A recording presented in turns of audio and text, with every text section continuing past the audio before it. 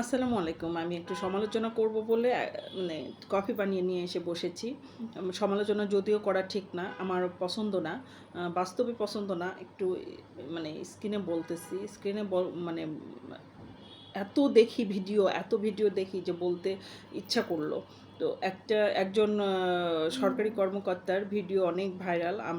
আমি তো আশ্চর্য যে একজন মানুষ, মধ্যবয়সী মানুষ, এত বড় বড় বাচ্চা বাচ্চা যাদের বা এত মধ্যবয়সী একটা মানুষ কিভাবে এরকম ইয়াতে সোশ্যাল মিডিয়াতে এসে কান্নাকাটি করে। সবাই আপনারা যারা মেয়ে হয়ে মেয়েদের দোষ দিচ্ছেন, আমি তাদের বিরোধিতা করছি যে একজন মেয়ে মানুষ হয়ে আমি আরেকজন মেয়ের দোষ দিতে পারি না। কারণ আমরা সবাই ভুক্তভোগী। অনলাইনে অফলাইনে সব জায়গাতে আমরা জেনে শুনে বুঝে আরেকজন মহিলাকে এটা বলতে পারি না। পুরুষেরা এমনভাবে অ্যাটাক করে একজন মহিলাকে যে তার প্রস্তাবে রাজি হতেই হবে, সেটা যে কোনো মূল্যে। আর আমি মনে করি ৮০% মহিলাই প্রবলেমে থাকে। যে নানান ধরনের প্রবলেম হতে পারে সংসারে। হাজব্যান্ড ওয়াইফের যদি ফ্যামিলি তো প্রবলেম থাকেই, ননদ দেবর শ্বশুর শাশুড়ি ইত্যাদি ইত্যাদি। তার ভিতর হাজব্যান্ডটা যদি সাপোর্টই হয়, তারা মানে বেঁচে যায়। আর যারা হাজব্যান্ড সাপোর্টই না, তারা একটু প্রবলেমে থাকে কিন্তু সংসারটা করে আসে বাচ্চাদের জন্য।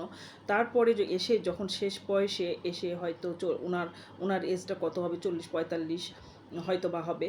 তো উনি হয়তো ভেবেছে নিজেদের মধ্যে, উনি যতগুলো কথা বলেছে বা সচরাচর পুরুষেরা যতগুলো কথা বলে তাদেরকে কনভিন্স করে, এই কথাটা আমি বিশ্বাস করি। আপনাদেরও বিশ্বাস করা উচিত। কারণ একটা নারী সহজে সংসার ভাঙতে চায় না। ওনার বড় মেয়ে মনে হয় অনেক বড় বিবিএ পড়ছে। তো ওনার সংসারটা নিশ্চয়ই উনি সহজে ভাঙেননি, বা ভেঙে গেছে যখন মানে ওনার সংসার সব কিছু যখন ভেঙে গেছে, নষ্ট হয়ে গেছে, তখন উনি আর বিয়ে করবেন না ওনাকে। এটুকুই আমি জানলাম। আর অবশ্যই আমার সবচেয়ে বড় কথা যেটা, ছবিগুলো প্রকাশ করলো কে? ছবিগুলো নিশ্চয়ই কেউ না কেউ প্রকাশ করেছে। কে এটা? আমার মনে হয় ছেলে পক্ষ থেকেই ছবিগুলো প্রকাশ হয়েছে। আর ছবিগুলো উঠালোই বা কে? কেন বা উঠাতে দেওয়া হলো? একজন সরকারি কর্মকর্তা, ওনার জ্ঞান নাই যে ছবিগুলো সোশ্যাল মিডিয়াতে গেলে কি হবে, বা কে আমাদের ছবি উঠাবে কেন? এরকম ওনার তো অন্তত জ্ঞান থাকা উচিত ছিল। একটা ছেলে মানুষ, উনি যদি এতই সম্মান বোঝেন, তাহলে ওনার তো উচিত ছিল যে ছবি কেন উঠায় রাখবে বা ছবিগুলো কিভাবে যাবে। এতটুকু বললে অনেক মানে প্রতিবাদ করা যায় বা অনেক কথা বলা যায়। আমি কখনোই একজন নারীর দোষ দিব না। কারণ নারীরা আমরা পদে পদে লাঞ্ছিত, সব ব্যাপারে, প্রত্যেকটা ব্যাপারে, ঘরে বাইরে সব জায়গাতে।